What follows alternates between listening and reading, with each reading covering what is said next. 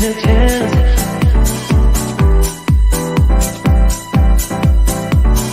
Telling me to dance, taking a chance.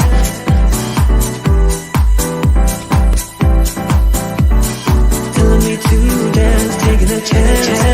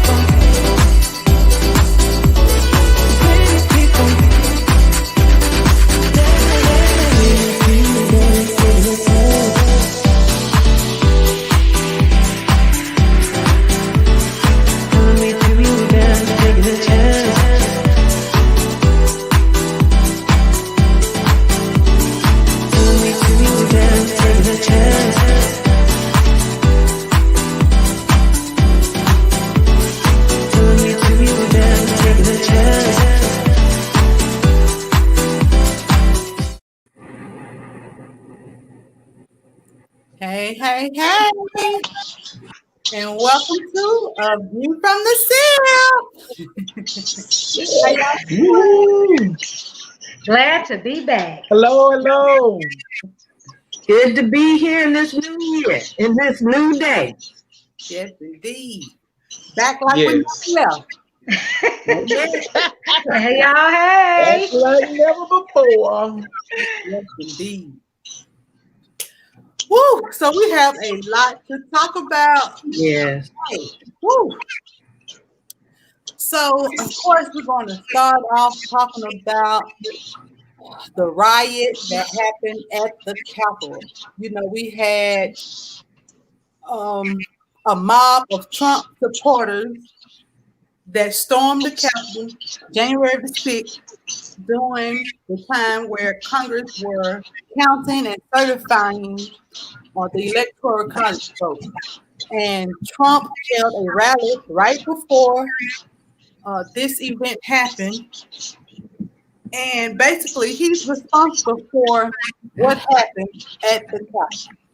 Let's talk about it. How did you all hear about what happened at the Capitol?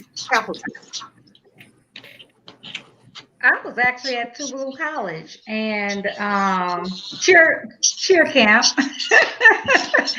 And I walked into someone's office, an administrator's office, and they were so focused on the TV, they was trying to talk to me and look at the TV at the same time.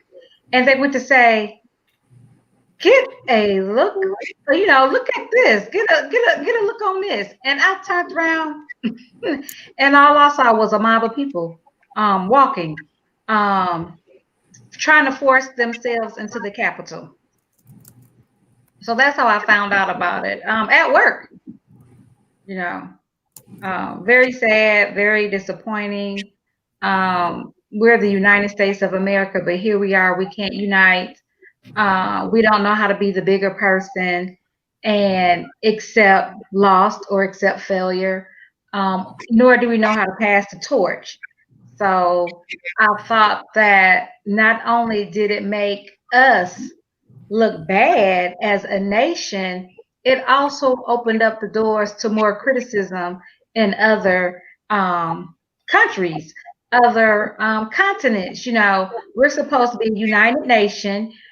We're supposed to have so much power, but yet we don't have what is it? Not power over the people necessarily, but we don't know how to accept change and transition. We don't know what it means to really what the government is actually here for and why we have elections. If you lost fair and square, you lost fair and square. There is no let's go back. There is no let's make America great again. We are the United States, which is a part of America. But remember, the first word is united, meaning the states. And as a people, we should come together and unite for the good. Look at Benny. Baby. Benny sitting there unbothered. Hashtag unbothered. Oh, goodness. Stephanie, how did you hear about what happened at the Capitol? You know, I don't really recall. I think that I want to talk about the trauma. I want to talk about the trauma that it's caused to me. You know, and not me, but you know, people in America, people who come from all walks of life, people from different backgrounds. What we saw, many of us in this country saw, was an assault on the democracy we stand on by a few select people. What I saw, and I'm just going to be blunt about what I saw people climbing walls. I saw people breaking down gates of democracy, which is supposed to include the rights of all people in this country. I saw a faction of people run down people of a variety of backgrounds. I saw people engage in self-defeating, self-defaming, just behaviors without thought. I saw contempt prior to, now I can't say that there was not planning, but I did see a lack of thorough investigation. You go somewhere, leave your profession, get your hotel room, make plans. But you didn't make plans to keep your job. You didn't make plans to have your children taken care of. You didn't make plans for your family in case of your demise. You didn't make plans for the financial future of the people you say you love. I mean, it was just blatant, as if somehow the people who did this felt like they had permission to tear up stuff, to break things, and to carry weapons and be a real and physical threat to those who are trying to make democratic, fair decisions. They're threatening 50 states. Are you telling me you believe all 50 states cheated? Is that what you're saying, that the whole country cheated somebody out of an election? Is that what you're telling me? And now everybody's at threat because what? Everybody cheated but you and your group? That's what I saw. I know you asked me where was I when I first saw it. That's an even better answer. I really, people need to know and hear that. So I really thank you for that response. Thank you. You know, I want to speak on behalf of communities of people. The very people that came over here, their ancestors came from somewhere else with nothing. And I'm like, what kind of philosophy are you basing your whole life on? Your people came over here on a boat with nothing, took something somebody else already had and made it their own, and then created an idea of democracy and rights for everyone. But call us criminals. Right. Just trying to figure it out because I feel as though we have just adjusted. And they was like, well, this is new and improved. No, it's not new and improved. The sucker was we pushed it under the rug and sat down, but it never went anywhere. And let me be the devil's advocate and then I'm gonna shut up. You get rid of one person, have you really gotten rid of the problem. One person, yes, I guess if you take off the head, you will impact others. But there are those who put that in place. There are those who elected this president that incited this, and he is still truly believing that he has no responsibility in what happened, and he is still somehow naming names so that those names can be highlighted and be targets for more aggression. He did that just today, and we saw that on the news. He made sure to name specific names. And then he said, well, no violence, no violence. But, and then started naming people. And you wonder, what is the underlying vile thing or scheme that is happening and that is continuing to happen? And why are we not acting more aggressively toward this? And why can't we? Those are my questions.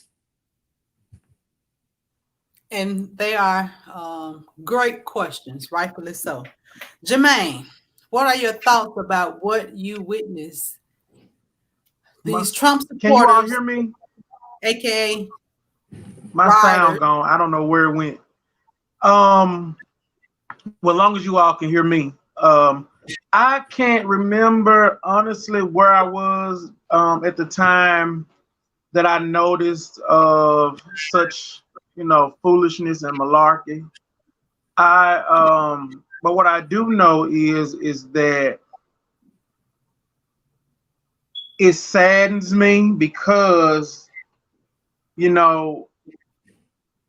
as a young African American, Black male, I can't even fathom standing on a empty street with a sign or with a weapon or with anything of this sort without some type of law enforcement or someone ready to attack, gun me down, have me locked up, have me charged with all type of charges.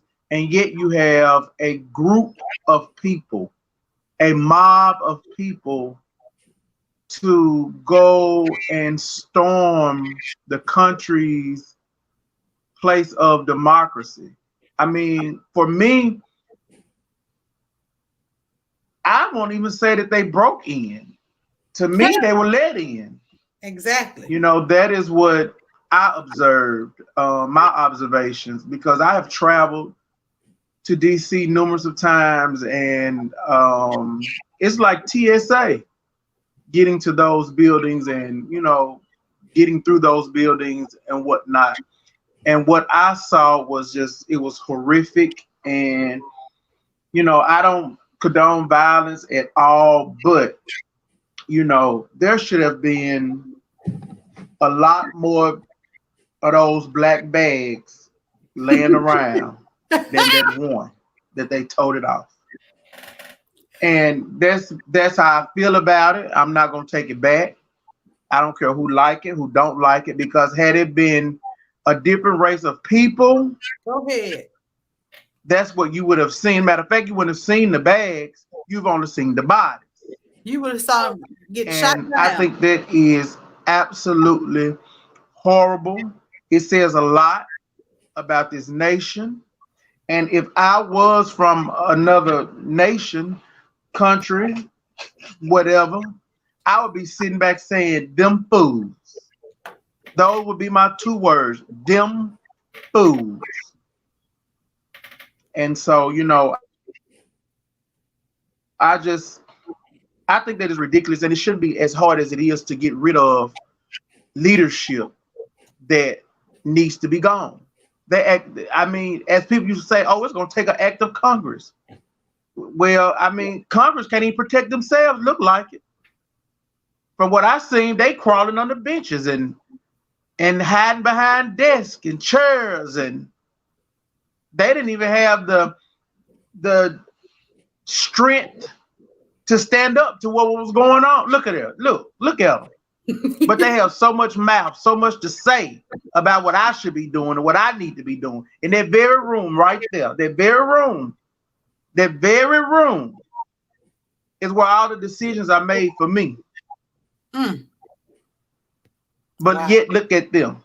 If it's that easy, I don't see how at this point my people don't realize your vote do matter. That's a prime example that this 2020 election and this 2021 runoff is a prime example. Your vote matters. Now, if you don't see that clearly, something's wrong with you.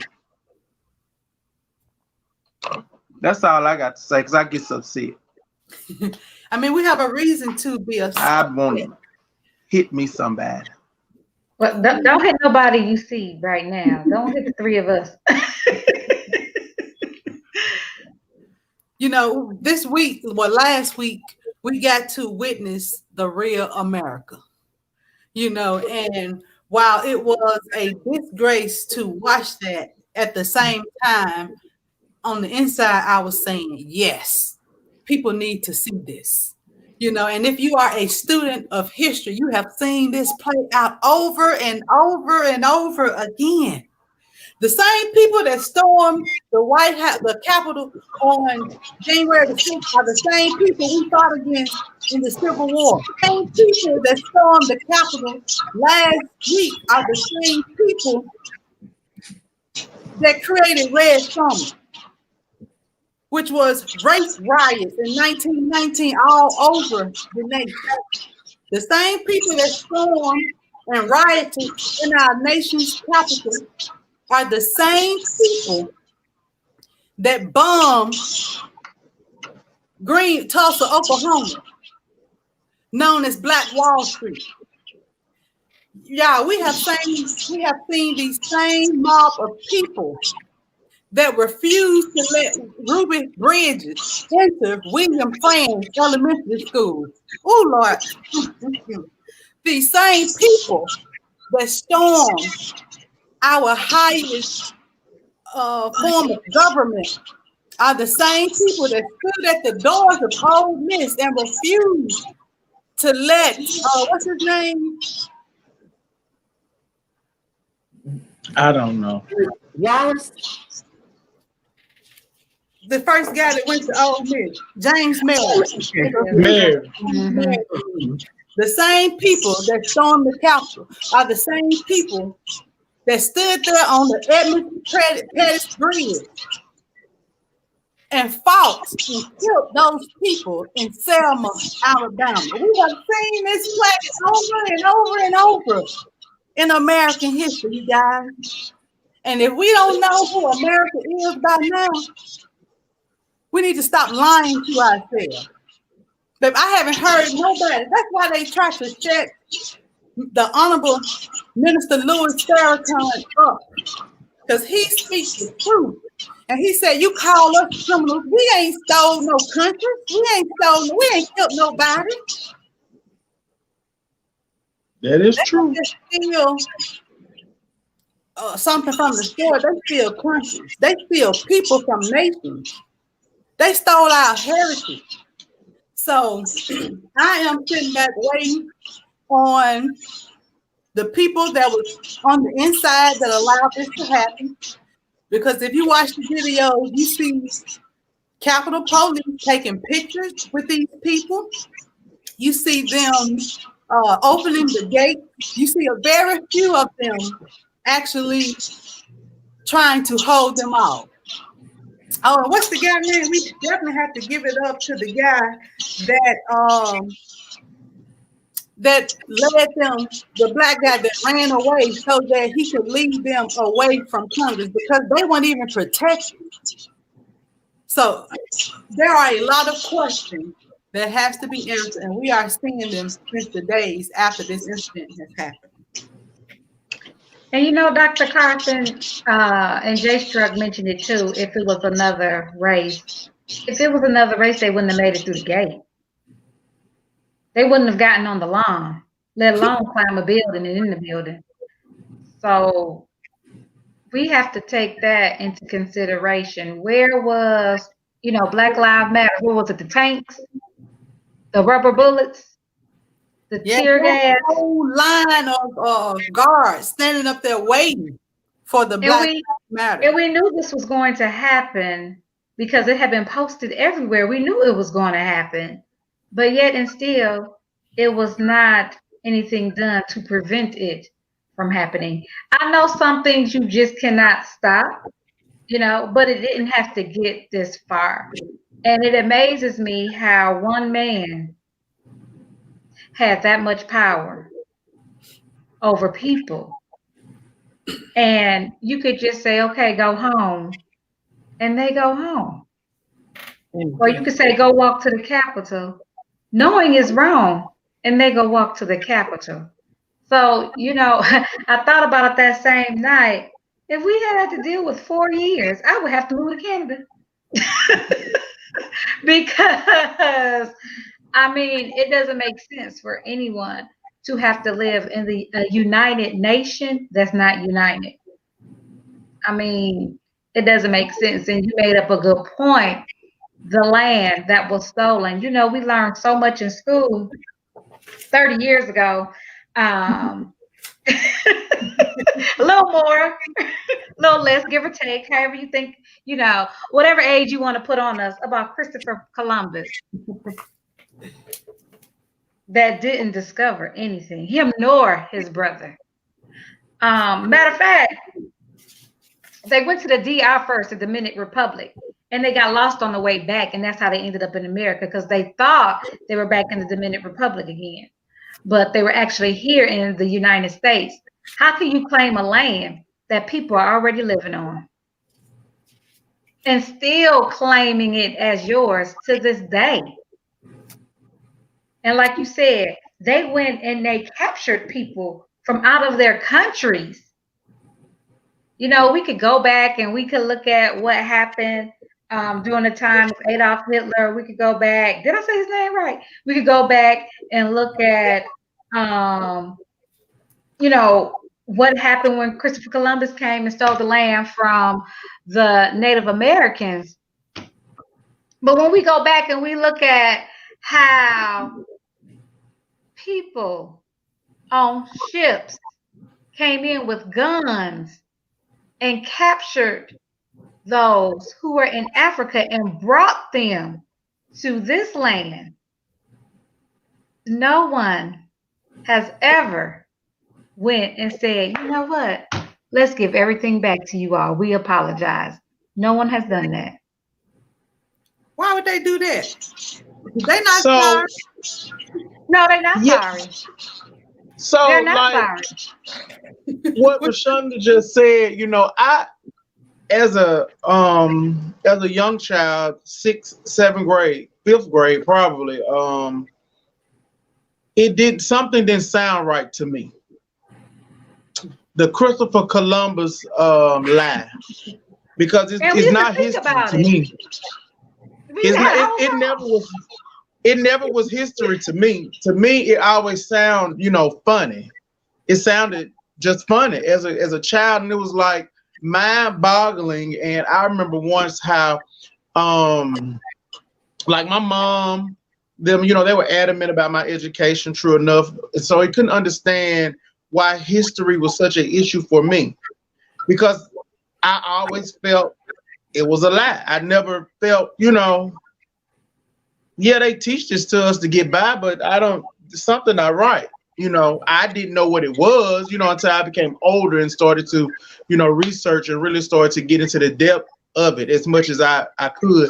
And it always takes me back to that point that, I realized and recognized that, before I really knew what it was, that the Christopher Columbus story is to me, it's fiction.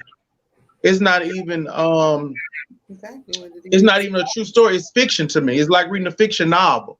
And I think that is so disheartening to the educational system, that you have to learn that you have to learn such fiction in order to move about or navigate in what's supposed to be the United States of America. So, I mean, I don't know why we don't get it. I don't know why we can't, grasp it.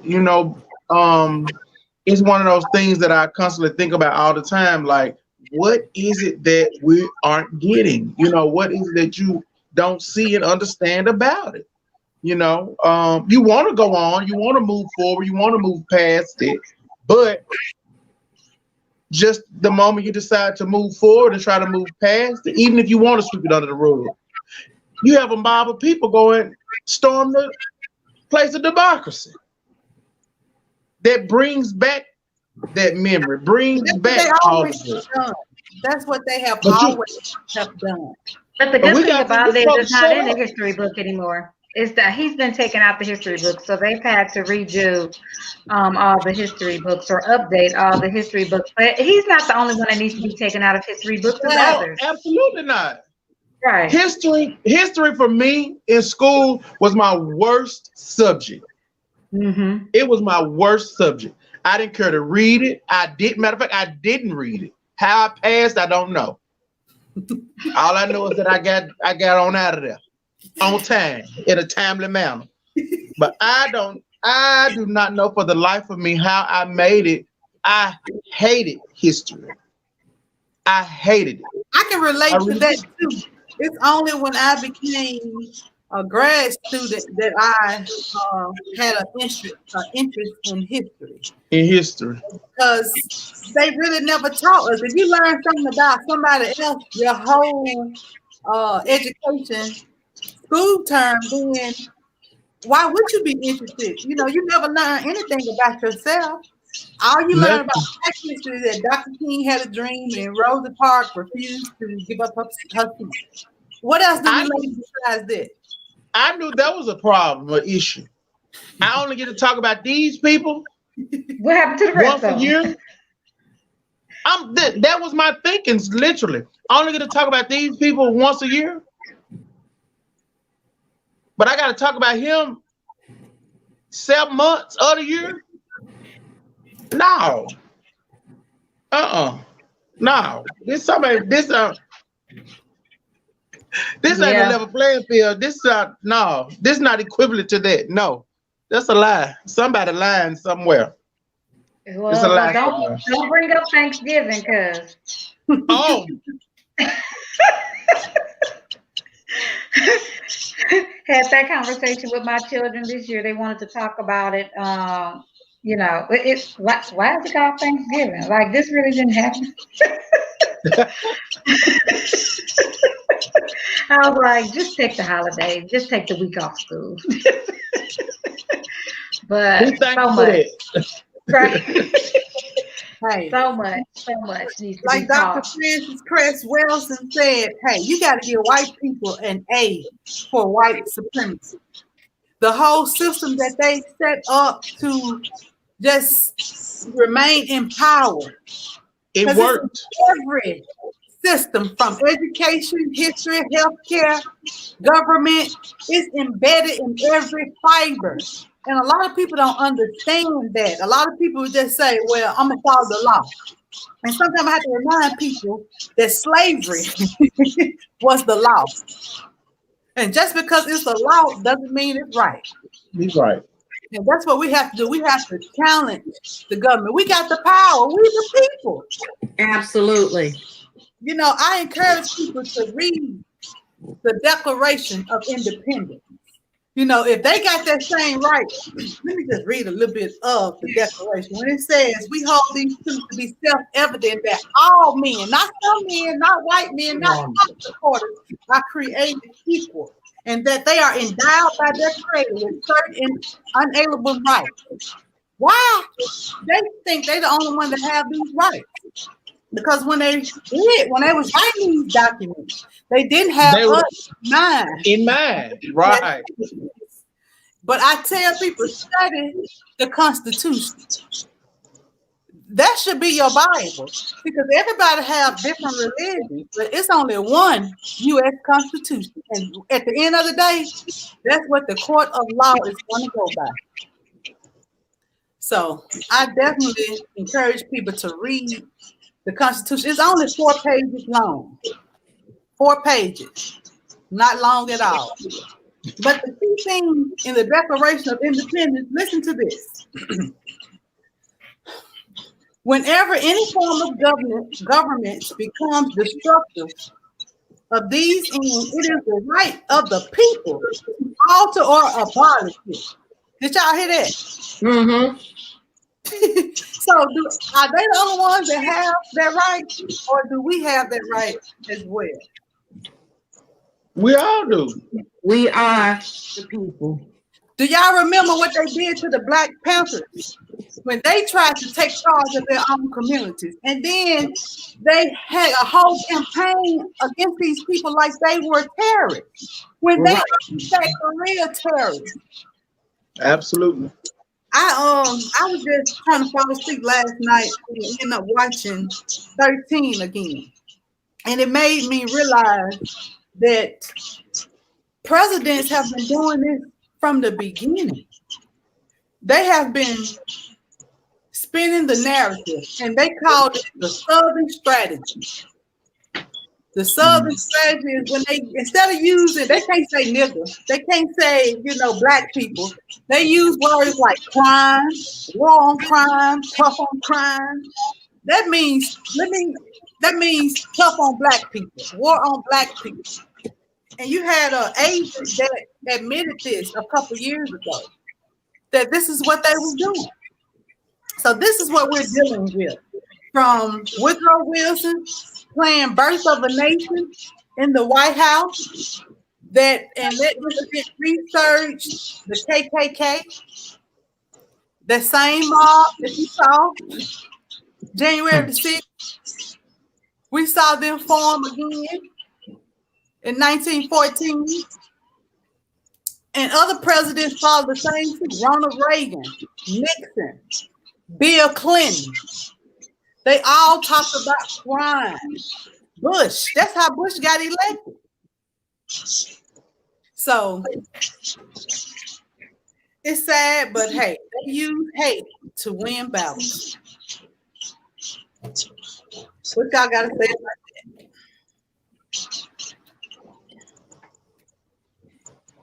I suspect that it's not just about hate, but it is power. Power is a very, very, very intoxicating mindset and emotion. And once someone has climbed their way to the top and don't have a sense of themselves or a sense of others, that intoxicating need for power segregates, annihilates, separates, denigrates others. Therefore, if I consider you less than human, you could never be me. I'm in charge. I stay in charge. And I use powerful weapons like fear. People with this war on drugs or this war on crime, and I breed fear in people, which immobilizes people because they're scared. They're not going to come against my power if I spread this fear, because the power says I can't share with others. I will monopolize this power by breeding fear and hate. And fear in that there's crime out there. These are the people that are committing. There's drugs out there, but these are the people that you need to fear. And look at these people. And like you talked about, those strategies that are so embedded. If people got done being afraid, it'd be powerful what we would do. But there are several levels of fear that so many of us are immobilized by, like giving voice to this conversation. But I do see a new generation of young people who are no longer afraid to say what's on their minds. And that's good. And now those of us with seasoning, I'm going to call it seasoning. We're not going to call it a lemon pepper season. seasoning. If we would share insight and let those boots organize itself and hit that ground. Look at what Stacey Abrams could do when she overcame fear. She took a loss and made it a weapon. She took a win, baby. Come on. And wrote a book at the same time. Come on now. What if and that's what I want to do with the organization that I have, Lifestyle Education and Resource Services, is that we know about the feeling, we know about the history, we know about the embeddedness of racism and discrimination and inequity and inequality. But what if we educated our people about what was really going on, about this is nothing but a set of strategies to monopolize power?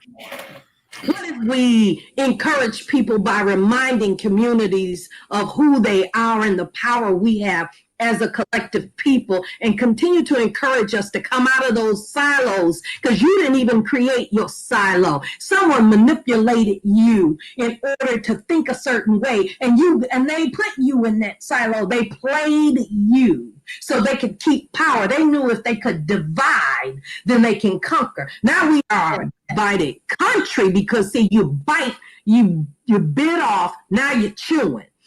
So we are a divided country about to fall. What if we open the doors to these many silos that our people are stuck in, based on the side of town I'm on, based on my little income, based on my little group? What if we all came together as a people, that the government would have to adhere to we the people, but we have to equip as well our communities on what they can do, the tools we all can use together to fight oppression in terms of racism, ignorance, inequality. It doesn't have to be this way if we all would go outside and be a part of this, and not literally go outside, but give voice to, utilize your community voice, and understand, you can't assimilate. You've got to rise up. You got to rise up because there's something going on. You can't pretend like it doesn't happen or it's not happening. It is happening, and we all have to come together. It is we the people. When they created that law, it was for them, but see, they didn't know the real truth. It is we, all the people, know the truth about it. Yes, and that's the bottom line, baby. Woo. So, we do have a lot of work to do, and I'm committed. I said I was going to do more videos, going live, and just talk about things like the Declaration of Independence, the Constitution, give people a little background on, what's really going on and how the government works. But I want y'all to look at this picture. It's so powerful. What do you see when you see this picture?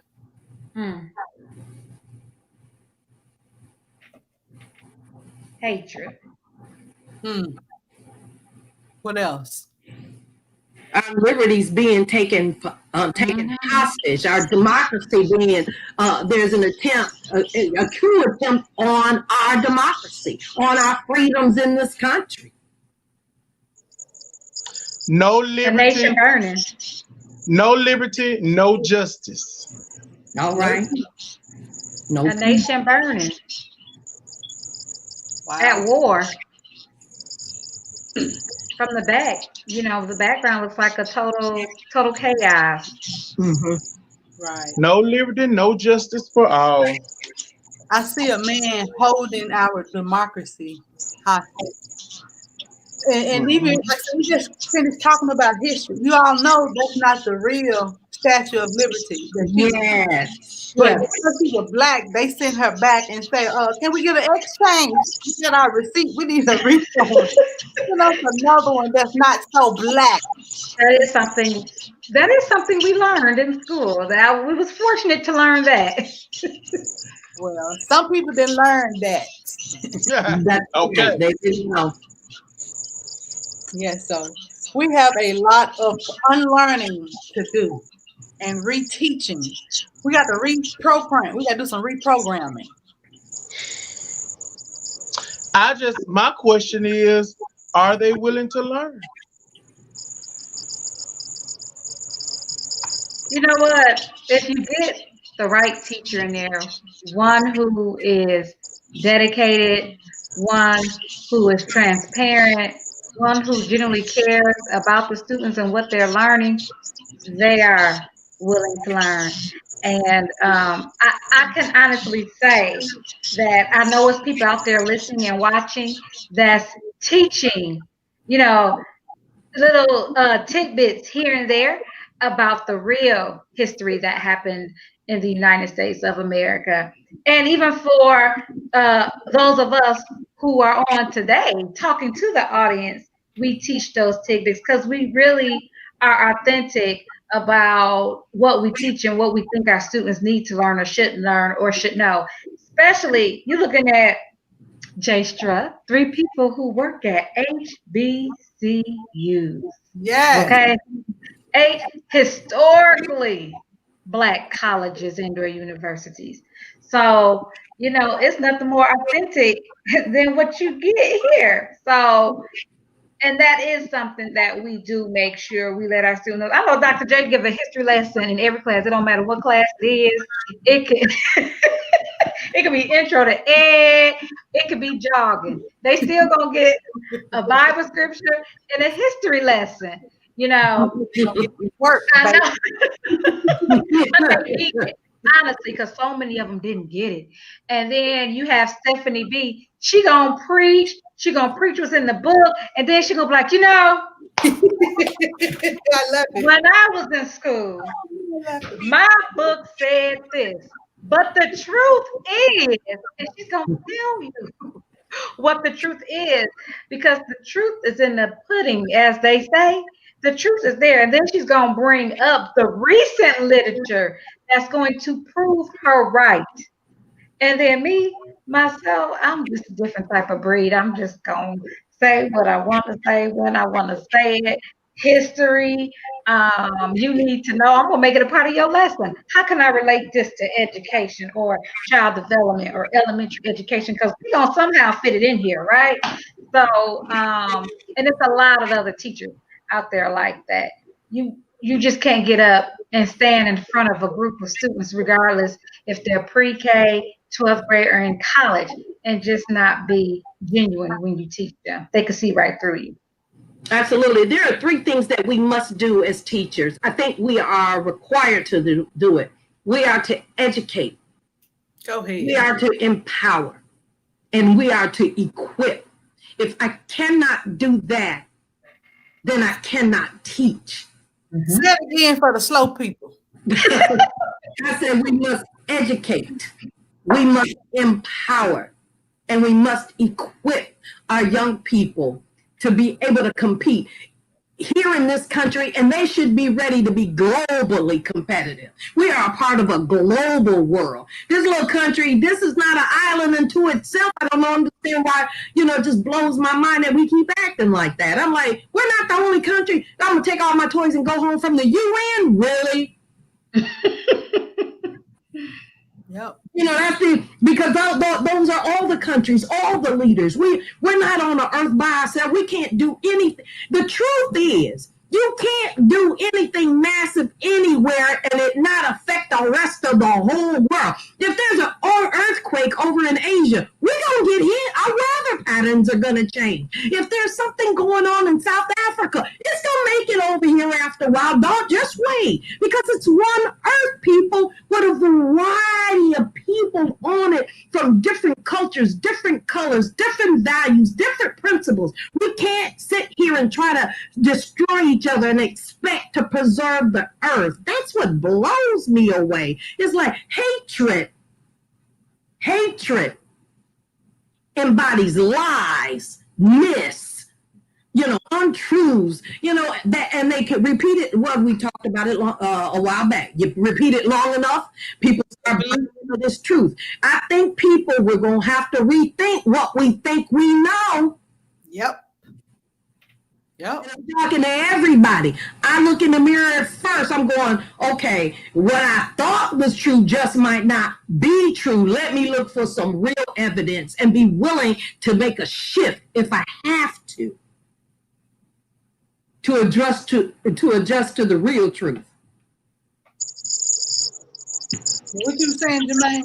No, I was just agreeing with that, with what Stephanie was saying. I mean, that sounds so powerful. You know, even in my question, I said, are they willing to learn? You know, in that you are making yourself available. You are allowing yourself to be open-minded and willing to receive that information, to be able to shift if you need to shift. So I think that's important as well. You know, with to educate, empower, and equip. You know, making sure that those people are open to receiving it. Like me, Right. I'm very open to receiving it. That's why I love being here on Tuesdays, because I've since we've been here, I've learned a lot. You know, there's some things that I didn't know. I didn't even take the time to want to know. But being here, I have learned, much. And yeah, I'm going to continue to listen to you three powerful Black women toting the real torch. Toting the real torch. Wow. Wow. So yeah, this is yeah. I'm being educated, empowered, and equipped. So And see, I thought you was just here because of our great looks and outstanding personality.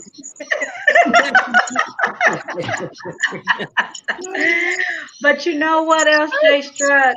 It's also giving those students, and not just students, but people in the just community, people. allow them to participate in different experiences where they can actually see, hear, taste, touch, smell, those senses, those five senses. Because it takes more than just educating is not standing up and lecturing. Right. Educating is providing experiences, providing authentic experiences, providing experiences that offer community engagement activities, providing experiences where you can bring people in that they might not necessarily see in their textbook. I can go and ask a congressman or a councilwoman to come in and talk to my students, since I can't take my students to Washington, D.C. Or I could call a town hall meeting and bring some people in, and so they can share their experiences. So it's so much it takes so much to educate, and you really got to have a joy and a heart for it. Because it's not made for everyone. Now, I will tell you that, Jay Struck, educating is not made for everyone, but those who are here and who provide it, and just know that you're doing an awesome job. We're doing an awesome job. Jermaine, you're an educator. You're on this show right now, telling, teaching, and talking. So you don't have to have the word teacher behind your name to be an educator. Parents are educators because they have to educate their children from birth. So in some form or some fashion, we all have the capability of teaching or educating. Absolutely. It's like an onion. It takes time because those onions got many layers. You got to take off that layer. And while you removing them layers, you're going to get some hard truths that's going to bring some tears to your eyes. You have to go wash your face. It's going to stink some. And then it's going to finally, when you put it in the right, environment, it's going to bloom and taste delicious. And whatever it's just layer by layer. And sometimes we have to wait for that truth to resonate with people who need maybe something else for so long. We think they're not learning, but sometimes it just takes time and persistence and being consistent in teaching, new ways of operating in life. Mm-hmm. Powerful, powerful, powerful. So what do you all think about Trump not attending the inauguration? Well, he can't attend if he impeached, right? It just showed that Pence is not willing to news alert just came across the phone that Pence is not willing to invoke the 25th Amendment. The 25th Amendment, Article 4, gives them the right Yeah. to get rid of the president if he become incapacitated. And this has been incapacitated since he's been president. So yeah, they actually have to go through the entire process. They have three different ways that they could. First, he can resign, which he's not going to do. Right. They could actually impeach him or use the 25th Amendment. But we only have like now 8 days left before January the 20th. But if he's impeached before those 8, it could be on day 7. A lot of his rights, as far as being able to run again and having Secret Service and a lot of other things that go along with that, he will not have access to a lot of things if he is impeached, even if it's day 7. So, just we're gonna need our country to do the right thing. We're gonna need our people to do the right thing. What you say, Jermaine, an act of Congress? we gonna need them to do the right thing. You know what? And at this, it's so many traditions, so many, I guess, valued traditions have been broken. Him not being at the inauguration might even be, the best thing. Right. And he's not there. He's somewhere else. And then maybe he'll take some of them people with him, and we can have a more peaceful. I want to do everything in love, and I'm not hating anybody, but there's an element of danger and life-threatening elements in our environment right now that it's just too costly. We can do without it. We could just do without it. And if they don't see it, then I don't know. It just can, and you know what irks me? That teacher, that sense of privilege can be something else. With the lady, there was this lady on Facebook. I know y'all got it. Our list, but I don't think we put it on the list. I wrote down the list. We'll talk about, but that lady that got out of there, I can't believe they maced me. I'm like, you just stuck in the Capitol, didn't you? Revolution, really. It just the mind. Yeah, we can do without a lot of stuff right about now. I ain't got time to try to re-educate delusion. And there is an element of delusional, and delusional is hard to fix. There's no medicine for delusional. Yeah, we definitely saw that video. I have the video, but it's too large for me to upload, and I did. Okay. What about the Mario video? I know I shared. These people thought that they could go and riot the Capitol and go back to work. Where they do that at? Wait, plain face. No, it was a revolution for them. That's revolutionizing.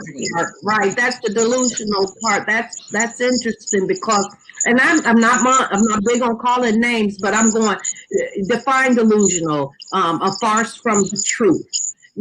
An absolute farce from the truth. That is staunchly believed as absolute truth, and so just that element that this was a celebration, a holiday, a revolution for the greater good. I mean, there's somebody that really staunchly believes that. There are people that believe that. And then we also had Twitter and Facebook that banned Trump. How the president going to get banned from social media? Not for 12 hours or 24, indefinitely. Oh my goodness. Could that be a hint? A hint that there's something wrong with what he's saying? Could it be a hint? Yeah, did y'all see the post where they said Iraq put a warrant out for his arrest? Yeah, I saw that. I said, what the what? Hey, they going in. So, what y'all gonna come pick him up? I'm just wondering, how are you gonna get here and get him? What you gonna do? Well, that's not what I'm wondering. How can you be the president of the United States and all this stuff is posted about you? That's where I am. Like, my goodness. Right. And have we ever had a president that the world wants to get at? That way, warrant out for the president's arrest. When do you decide to have a seat? Like I need to sit down. Like I need to have several seats. I need to have a seat from yesterday, from last week, last month. Like when do you just sit down? Ooh, child. Are you? When you get on punishment, when you are banned, that's when you sit down. Did not tell you to sit down. Now let me put you back on Facebook, Twitter, Instagram, none of it. Woo, child. So I do have a couple of local stories we would like to share. So let's check it out.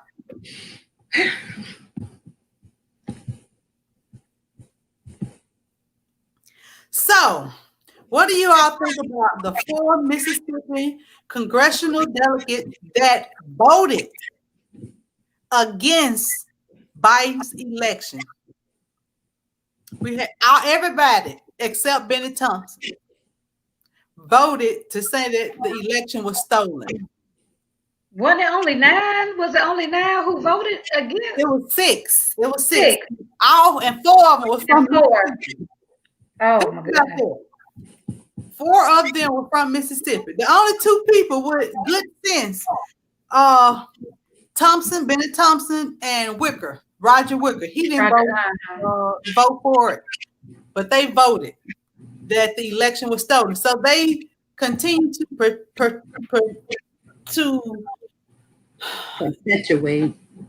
perpetuate this whole lie about the election was stolen. I'm going to tell you the same thing I told a student today. The truth is in the data. And the data are the numbers. Numbers don't lie. People do. People do. But the data doesn't. Yes. So if this your total, this is your total. No matter how you look at it, no matter how you say it, no matter how you put it together, either way it go, it don't matter how you add it, you still gonna come up with the same total. Now, if you want to mean for Mississippi, though, we got to hold these officials accountable. They are taking us back 20, 30, 50 years, and we need to hold them accountable and remind people when it's election time that this is what these people did. That's right. Smith, y'all know she on my hit list already. This is what it means for Mississippi. We need to start with our local government. We need to start changing the point of views of the people, because guess who voted for those who voted against the people? So starting with our local government to change the mindset of the people, and not only that, talking to those people who necessarily don't get out and vote when they should. We got to do a 180, because a 360 is a full circle. We don't want to come back to where we started from. People say, "Oh, you did a 360." No. I'm not where I started. We got to do a 180. We'll mess up a saying now. Yeah. For the longest, people been saying you can't have your cake and eat it too.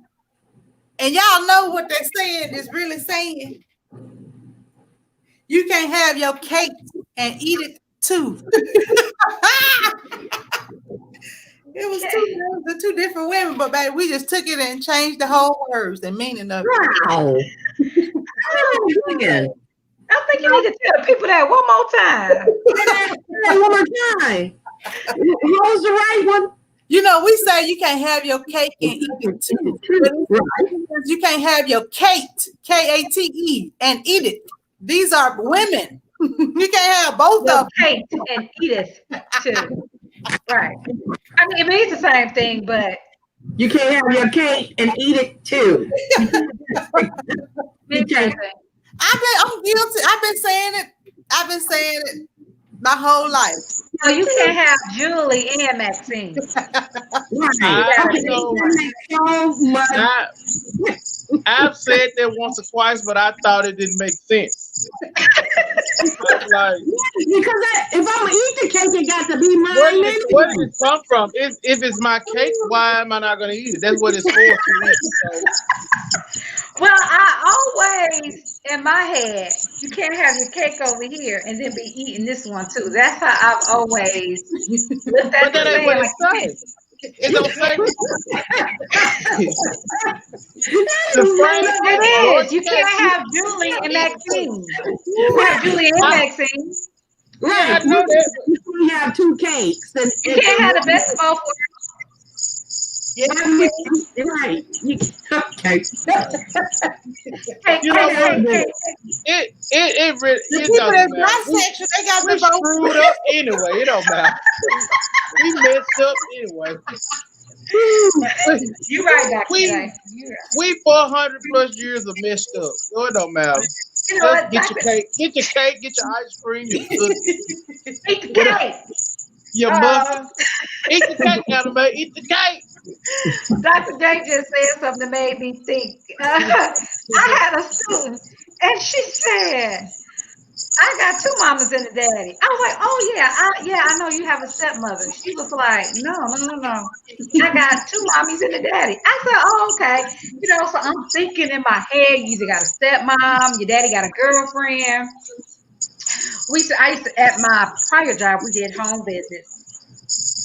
She had two mamas and a daddy too, all in the same house, sleeping in the same room. What So they he call had- it? Polymorphous, what they call the relationship? Yeah. So he had his cake and his Edith too. And two, they call it a mighty good time. But that's a true story. And I was like, man, you know, Is that I how you was pronounce it? Polymorphous? Margaret? Good job.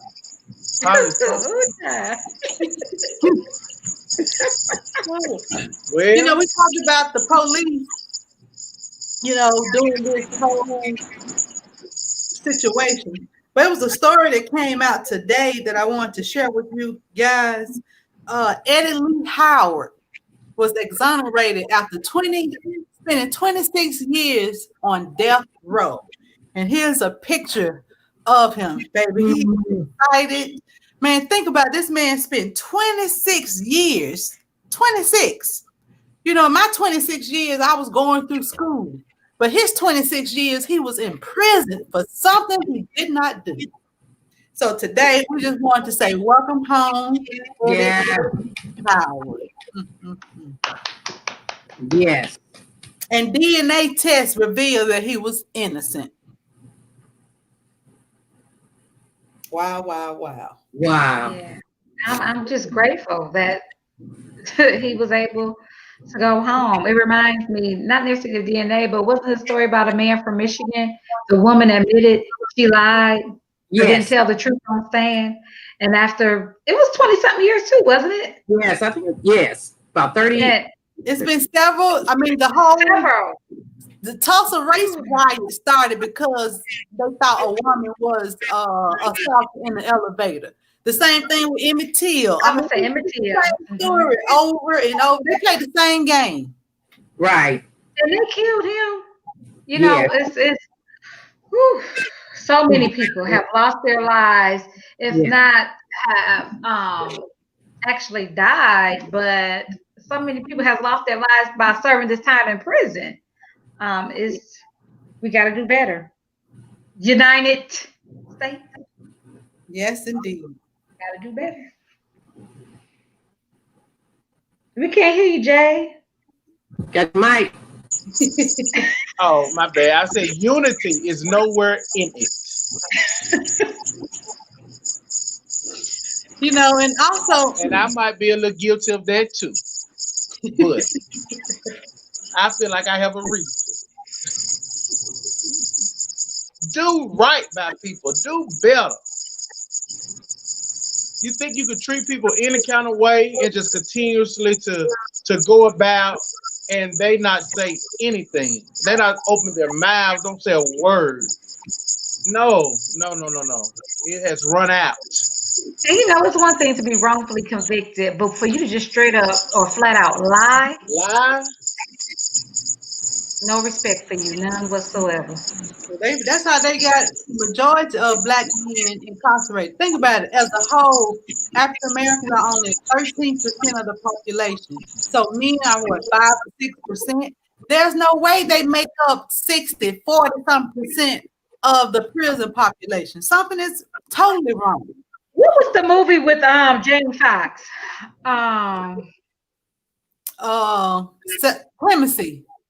When he was cutting the tree and the man, I can't think of the movie, y'all. Y'all know what I'm talking about. And they came and picked him up and said, what did they say? He raped a woman? The movie with Jamie Foxx. Remember they sent him to prison, he ended up getting out later. It's not Clemency. What? Clemency. Was it Clemency?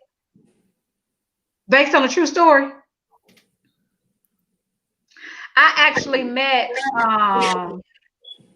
the characters, some of the characters that played a part in that movie. I actually met them personally when I went to Alabama. I want to say Alabama. They were in the museum because one of them, the people who was in the cell, the character that was in the cell directly to him, he was actually there live with a book he had written.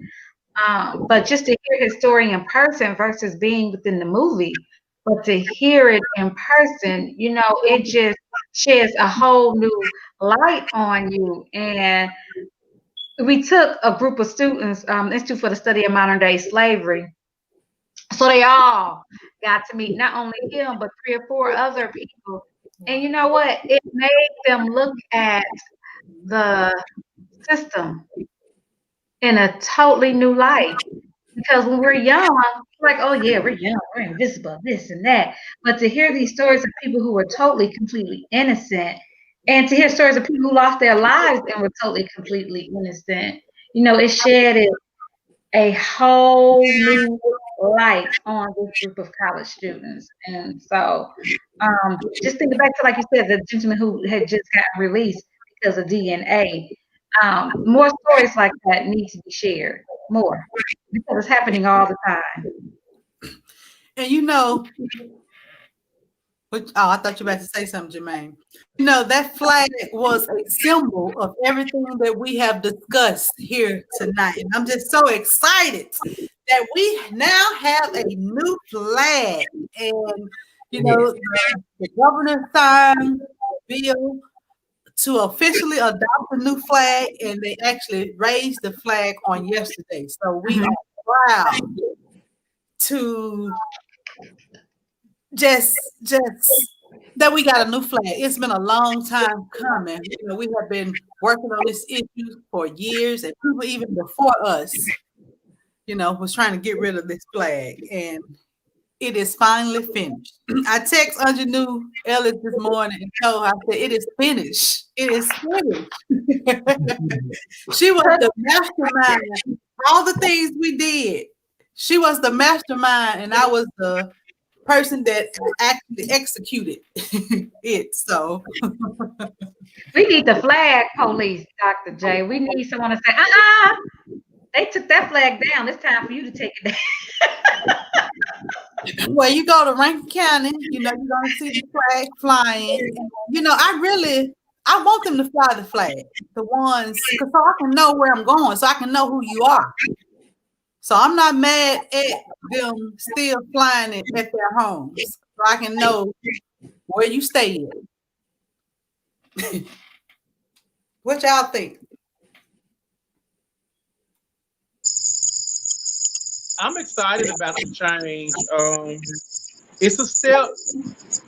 It's a step forward. I think now at this point is going to determine how we, the people, move with it. Because we can we can get just a little bit done, and then we'll get relaxed. So I think that people, now's the time to really get those boots on the ground to really, really move forward here in Mississippi as a whole. To start moving. Can't stop now. Can't stop. Don't stop. Won't stop. Don't stop. Hey. So that's what I think at this point. We have to push even harder now. Push even more. Yeah. Well, I'm a northerner, born a northerner, born in Michigan. And I'm gonna be honest, growing up, we heard a lot of bad things about Mississippi, which I'm not going to repeat. But some people were even scared for you to go to school in Mississippi, or still scared to drive through Mississippi. And it was all built upon the Confederacy. That fear was built around the Confederacy. So to come to school here and then have people say, "Oh, no, we're not going to visit her. She in Mississippi." I was like, wow, so you're not going to come visit me because I'm in Mississippi? Like, I go to HBCU, we safe, we good, we cool. But, just growing up, we heard so many things. And my mother, she has roots in Mississippi, so she's cool with it. Hey, my daughter's going to Jackson State. Okay, I'm sorry, I had to throw that out there, but my daughter's going to Jackson State. She was all about it. Came down here, been here for well over 20 years, but even though I wasn't born here, I could see some of the progress that has been made inside and outside of the state. And when I say outside, you have people outside the state that no longer has a fear for Mississippi. It was at some point, some people felt like they didn't even want to drive through Mississippi, let alone stop. So let me fill up so I could just keep going and not have to stop. So with this flag changing, then maybe others out there will no longer have this fear to come through the state, drive through the state, stop in the state. Because honestly, I've lived most of my life in Mississippi, even though I was born in Detroit, went to Jackson State just a few years ago, but long enough to say I've been in Mississippi longer than living in Michigan. But I can see change coming, and I just hope we continue to move forward as a state. Cool. I think our freedom, this change is an example of a declaration of our freedom of voice, our freedom to express what we the people want and need. But in order to continue to enjoy the processes that or the implications of what our voices for freedom bring us, we have to freedom. We have to kind of relate freedom to like breathing. We don't ever get to a place where we say, okay, I've inhaled and exhaled enough. Okay, that's it. And that, and that's what our freedom is going to be about. We can be free as a people. I believe it. But we sit down, and we don't stop breathing. And freedom is like that. It's a live thing. It must be. We have to operate in live ways in order to maintain and do greater things that promote the greater good of humanity in this country, that advocate for the rights of everybody. We said home of the brave, land of the free, or vice versa. But we have to breathe that in and continue to breathe that out. When we make headway, we've learned if we sit down, we can lose traction. So we've got to continue to, as a people, not just Black people, but people in this country who believe in the greater good, all of us, people and allies, continue to breathe forth that freedom. Let this flag be an example of what we can do in this country, what we can do as a people in this country, as citizens of the United States of America. This flag just embodies that if we say it is so, then it is so. We need to treat how we advocated for this flag. We need to advocate for the right representation in Congress. We need to in our local leadership. We need to keep breathing out the implications of the freedom that this flag may embody. Gotcha. Okay. Well, the last story, I don't know if we talked about this last week, but this week was the first day of filming for Women on the Movement. ABC's new show, produced by Jay-Z and Will Smith, is filming in Greenwood, Mississippi. And the whole show is about Mamie Till and her fight to get justice for her son, Emmett Till. So we are excited that they are here in Mississippi, and I am excited to be a part of the project. Yeah. So being on set and seeing them actually put this together is kind of emotional for me. And I'm gonna stop talking because I'm Beautiful. So proud of you. So, just proud of what you're doing. Absolutely. I'm just gonna thank you so much. Well, when Will Smith and that's the person. Not that I'm a fanatic or nothing, but I was and Jay-Z, is that when Will Smith and Jay-Z, when they, actually walk around, out there and be walking down the street or in the parking lot, just FaceTime your friend. Yeah. Look, I hope I get a chance to meet them. Y'all gonna know about it, baby, because I'm a post it, honey. I'm gonna be so excited. I didn't say post. I said. Oh, okay.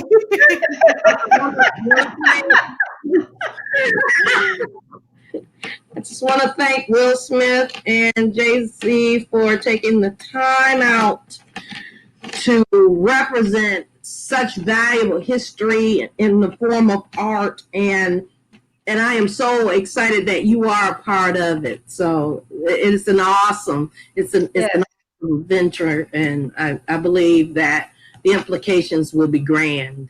Yes. Thank you so much.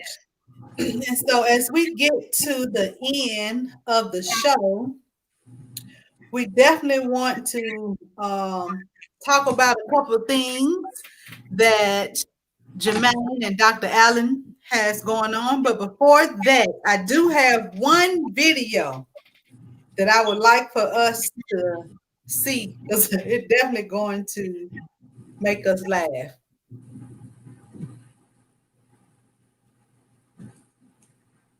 Hey, catch these hands. We not playing. We don't play no kind of game. Jacob. Okay. Miss, my son's name is Caden.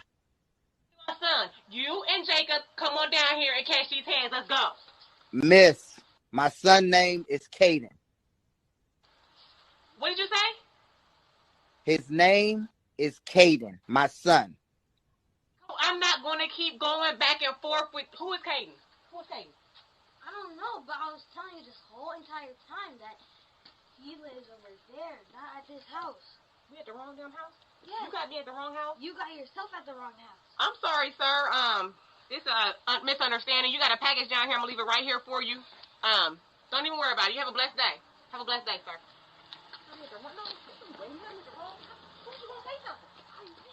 Have a blessed day, huh? Don't That's a man.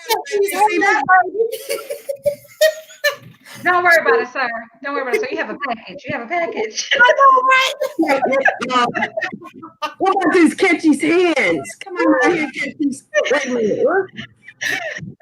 Baby, don't play with a black mama's child. Okay. Like, come on out here, catch these hands. Catch these hands. You and Jacob. How many times I wonder? How many times has it happened? At the wrong house. At the wrong house. Oh wow. Ooh-wee. So That's why I keep talking about that contempt part of thorough investigations. Now you got social media. Now you and your baby. Yeah, y'all, we gotta get a grip to our emotions. To receive. yes, indeed. Yes. No indeed. filter. So today, Dr. Allen, you did a thing. You want to tell us about what happened today? Okay, so yeah, I did this little thing where I submitted the official paperwork to be a candidate for Alderman at Large for the city of Byram. So,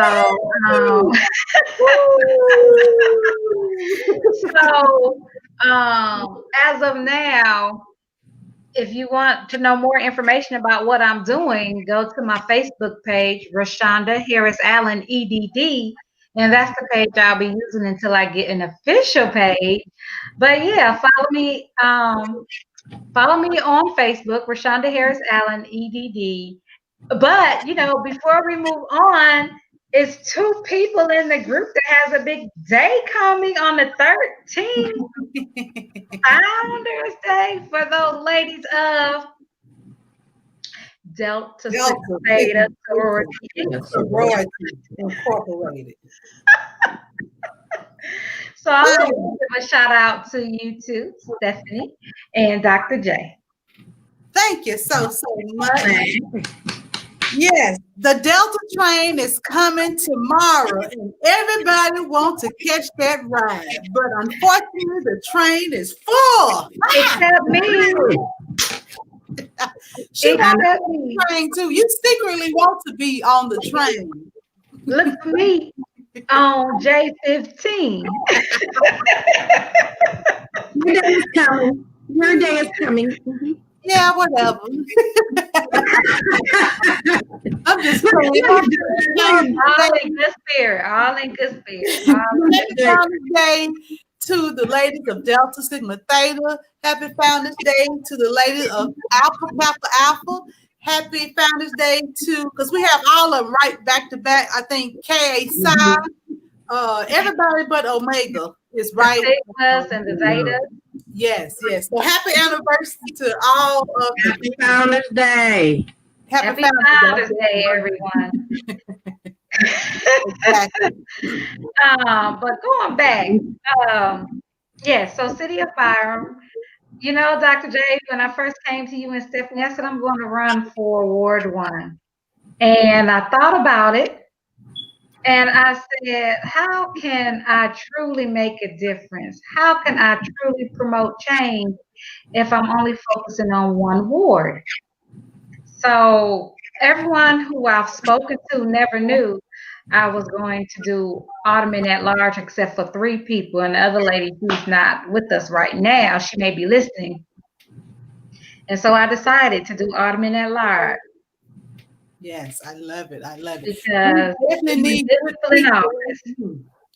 in office. So you definitely have my support. And so I just thank you for taking that step. Thank you. Jermaine, don't you have events coming up? We can't hear you. There's a lot of events that are coming up. But this first one that we're seeing will be Saturday, January the 23rd, actually in Hattiesburg, Mississippi. For those of you all who we got a lot of static coming from your end. What about now? I don't know why. I have the worst. Is that better? Is that better? They still static. Hello? You don't have headphones? I got to get you some headphones. But go ahead and tell us about the Okay. Well, January the 23rd, which is a Saturday, starting at 5 p.m. in Hattiesburg, Mississippi. As you can see the flyer there.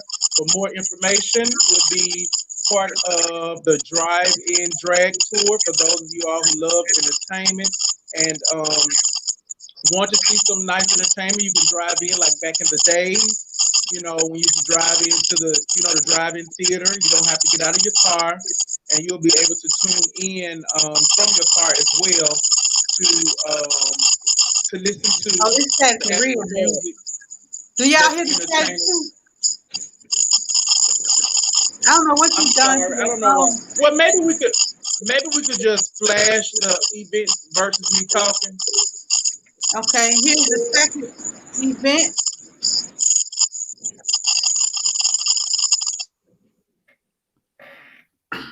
And this event is on the 17th. Doors open at 4:30. Strutting for Life. So make sure you all support this event.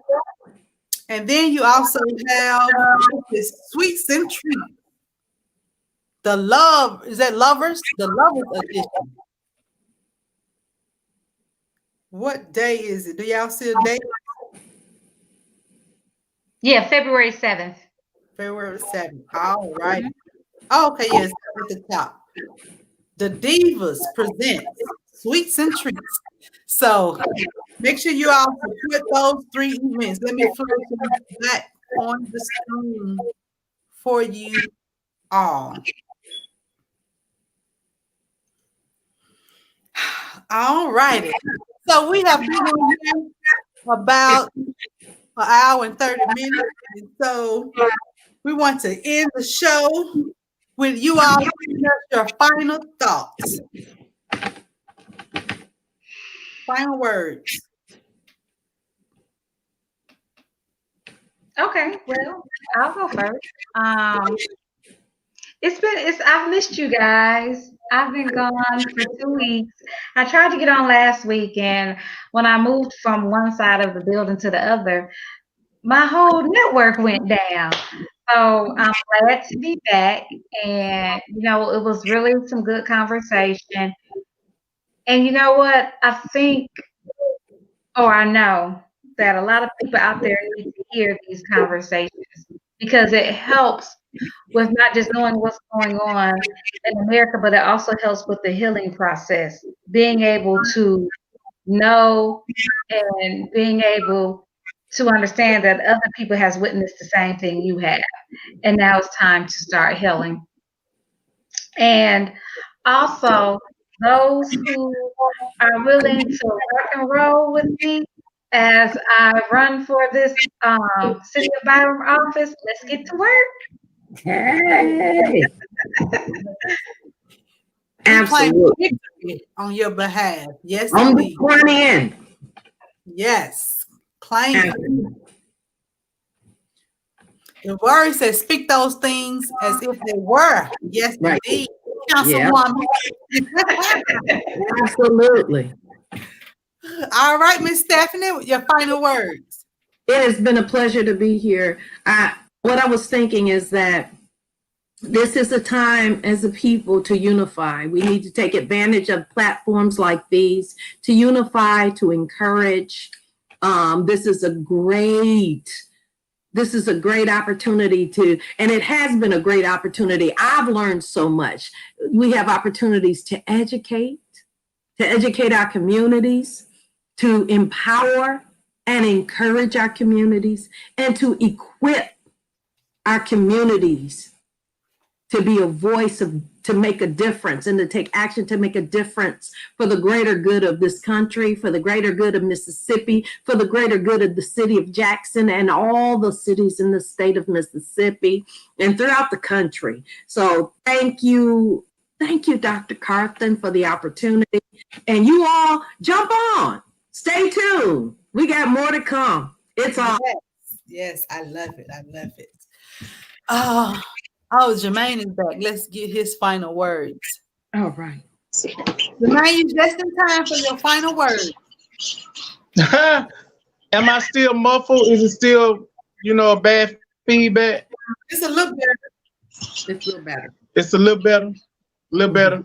Okay, well, prayerfully, you know, I'm gonna get the right equipment up in here to use, so that we can cut out all this extra feedback I have out. But I just want to say thank you, Dr. Carthen, for the platform and opportunity. Thank you, strong, powerful Black women, for educating, empowering, and equipping our future, including myself. I would like to just remind people to, you know, keep others in mind as we, you know, continue to travel and do things that we do. In those events that were posted that I'll be a part of, masks are required. At all events, masks are required. And we have taken and we are going by all social distancing regulations. So we're trying to live within this pandemic that we do have, you know, at this time. But just keep everyone in prayer. And once again, thanks a lot. Continue to watch A View from the SIP. Thank you so much. I love it. I love it. And so my final words to people that are watching, make sure you go and read the Declaration of Independence. Make sure you go and read the U.S. Constitution. Make sure you read the Mississippi State Constitution that was written in 1890. And we're still going back. We have a lot of work to do. We have the municipal elections coming up. We all have to be involved as part of our civic duties. So we are asking you all to not only make sure you go out and vote, but volunteer for a campaign. If you're looking for a campaign to volunteer, hey, here's one right here. Look at my finger right. So definitely volunteer. Like, that's how you learn. I learned so much just by volunteering on different campaigns. And you get to see and connect with so many different people. And so it is our responsibility to be the voice of the voiceless, to be the face of our community. Because if we don't stand up and show up, who else will? So again, thank you all so much for watching A View from the SIP. And we will see you all next week. Thank you all so much for tuning in. Yeah.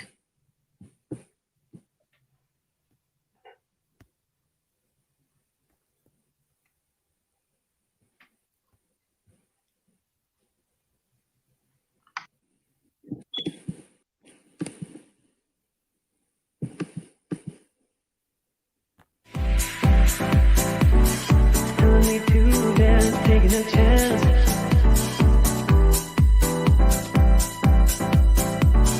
Telling me to dance, taking a chance.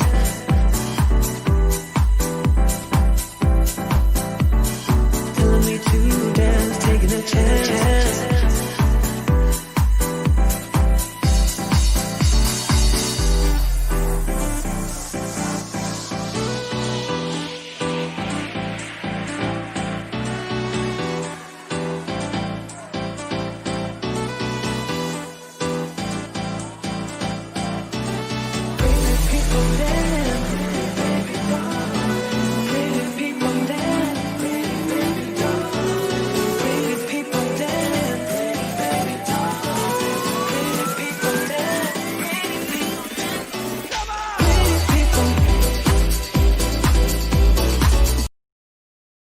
To stay informed about what's happening right here in Jackson, Mississippi, keep it locked to A View from the SIP.